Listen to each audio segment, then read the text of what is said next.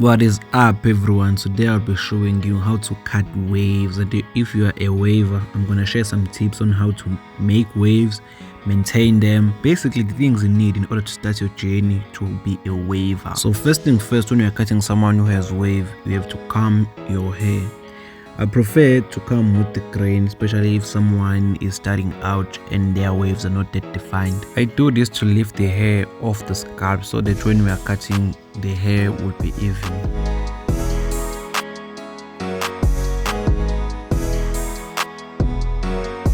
I'm gonna take off the top with the number 1.5, and the reason being is because for black people or people with curly hair, the wavelength is usually around 1.5. If you go lower, you cut all the wave and you lose your progress. And if you cut maybe with a 2 or a 3, probably won't see the difference. So for his type of hair, number 1.5 with the grain is perfect. So here are the 3 things that you need in order to have waves. You need a durag, you need a brush, and you need a product. It might be coconut oil, it might be hair food, something that you're gonna put in order to make sure that your hair is shiny and your scalp is not dry. When you are cutting a wave, one of the most important things that you should do is to go through the hair multiple times. Make sure that everything is neat and even.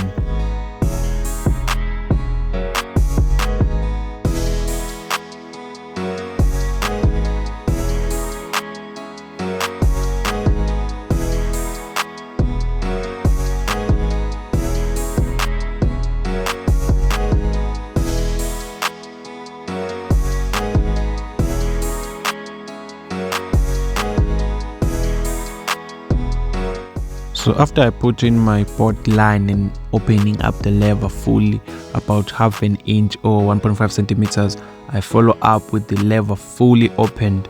As you can see, I'm cutting and brushing to make sure that every hair is laid down and you can see your steps very well. This is very important when you are cutting waves because the hair will be all over the place if you are not brushing it properly.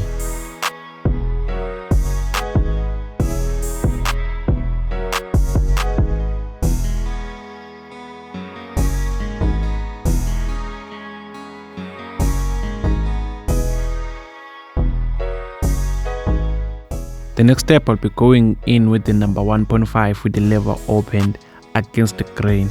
As you can see, his hair is growing forward or in the direction of his forehead, so against the grain is opposite to that. If his hair was growing towards his ear, my against the grain will be up and down. So as you can see right now, I'm going left and right. You have to know the pattern or the direction of your hair so that you can know which direction to cut. By the way, the brush that I would recommend that you start your wave journey with is the one that I was using when I was brushing his head when I was starting the haircut. If you want 180 waves, which means your waves are on top, I would recommend that you brush 30 minutes every day. And then if you want to have 360 wave or 720, which are all over your head, and usually you do low fades or you do tapers, then I would recommend that you brush 45 minutes to an hour every day. You should put your products before you brush, a tiny amount, not too much, so that your brush would glide. And then after that, maybe you brush for 30 minutes or 45 minutes or an hour. You put your durag on and you sleep with your durag on. You never sleep without your durag on. Maybe I'll do another video on how to wash waves or washing style.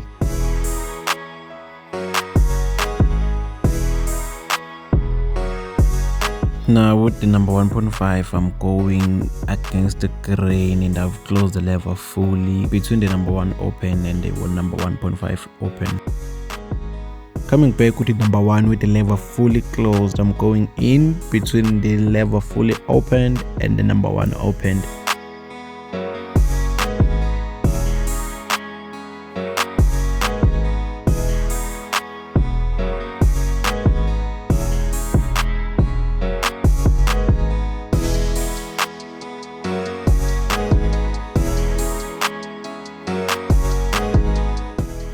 I know that some of your cars don't have 0.5. When I was starting, I couldn't afford the clip, but it comes with the number 0.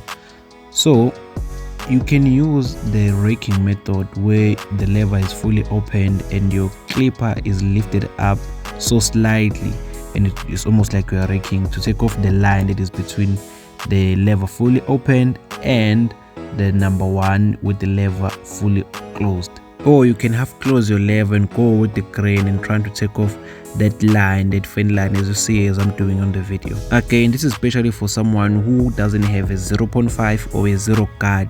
You can also use this method to detail your work.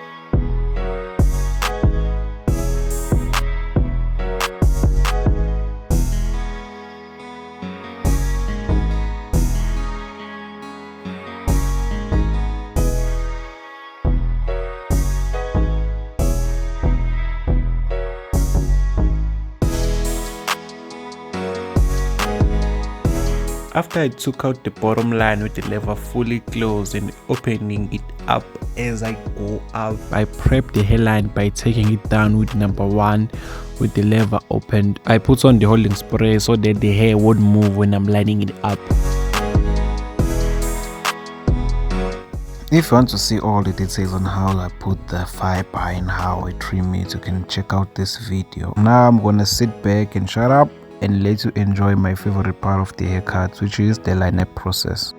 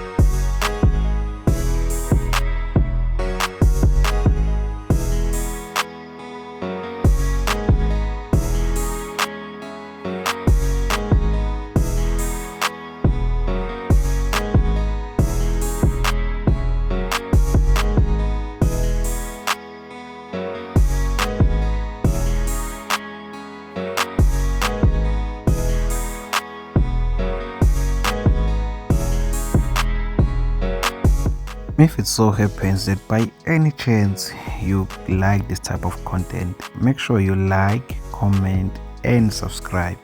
I will see you on the next one.